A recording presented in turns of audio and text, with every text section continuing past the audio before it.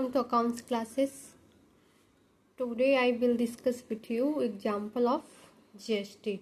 Okay, let's start. देखिए एक example है, GST का ही एग्जाम्पल है, ठीक है।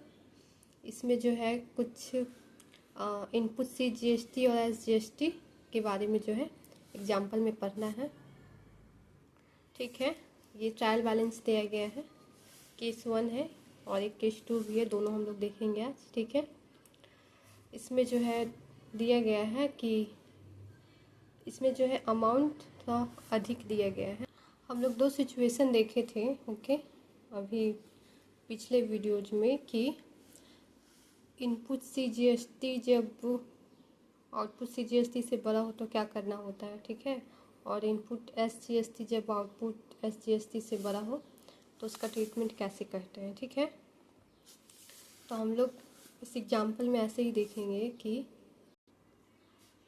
ठीक है, जैसे किसी एग्जाम्पल में दिया गया है इनपुट सी GST और इनपुट एस GST जो है वह बड़ा है आउटपुट सी GST और आउटपुट एस GST से, ठीक है।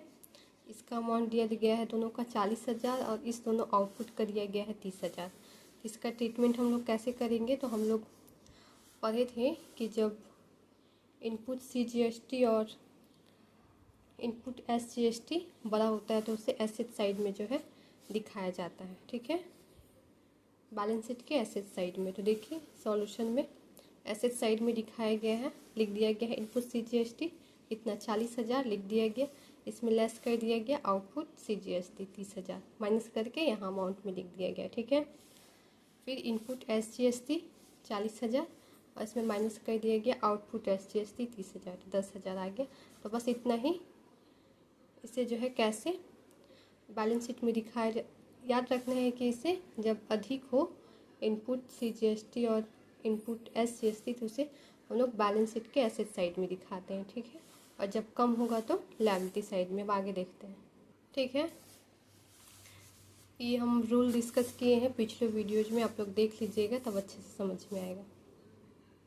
तो हम लोग केस 2 पे आते हैं, ठीक है। केस 2 में क्या किया गया है ना कि इसमें आउटपुट सी GST और आउटपुट एस GST को जो है बड़ा दिखाया गया है और इनपुट सी GST और एस GST को कम दिखाया गया है, ठीक है, यानी छोटा दिखाया गया है। तो इसका ट्रीटमेंट कैसे होगा, तो ये देखिए जो रूल है उसमें भी अभी हम लोग देख लेंगे। ये देखिए ये लायबिलिटी साइड जाएगा, क्योंकि इनपुट सी GST और इनपुट एस GST जो है उसे कम दिखाया गया है, यानी इसका अमाउंट कम है, और आउटपुट सी GST और आउटपुट एस GST को अधिक दिखाया गया है। तो इसे हम लोग लायबिलिटी साइड में लिखते हैं, ठीक है। बैलेंस शीट के लायबिलिटी साइड में कितना दिया गया है, आउटपुट सी GST 75,000 लिख दिए 75,000 और लेस कर दिए इनपुट सी GST 60,000, ठीक है, 15,000 लिख दिए अमाउंट में।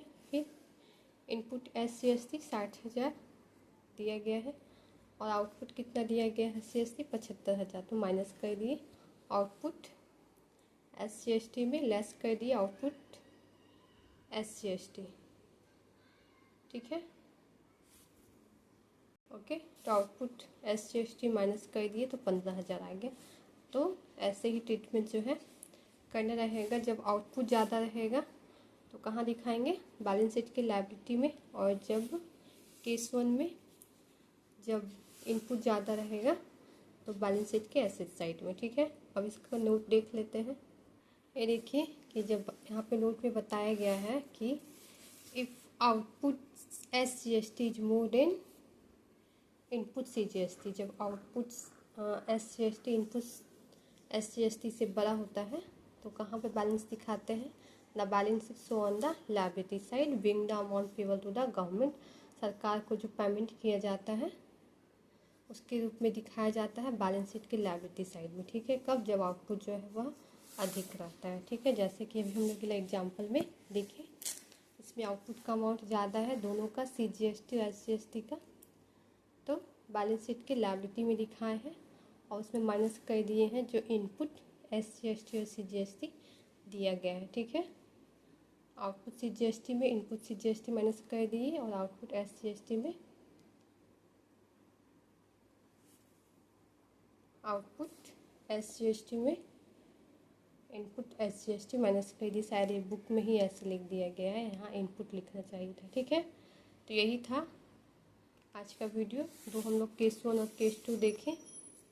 ठीक है, ये केस 1 जिसमें कि जो इनपुट CGST और SGST दिया था वो अधिक दिया गया था।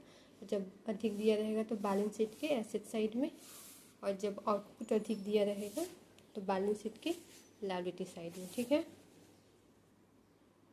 ये भी नियम हम लोग देख ले रहे हैं कि देखिए जब if input CGST is more then output CGST, देखिए यहाँ पे इनपुट जो है वह अधिक है तो उसे कहाँ दिखाएंगे, तो the balance is show on the asset side just like a prepayment. ठीक है, तो जब इनपुट अधिक रहेगा तो उसे बैलेंस शीट के एसेट साइड में दिखाया जाएगा एज लाइक अ प्रीपेमेंट, यानी पूर्व भुगतान की तरह। ठीक है, जस्ट लाइक अ प्रीपेमेंट। ओके, जब अधिक रहेगा इनपुट CGST तो बैलेंस शीट के एसेट साइड में जस्ट लाइक का प्रीपेमेंट के रूप में जो है दिखाया जाएगा।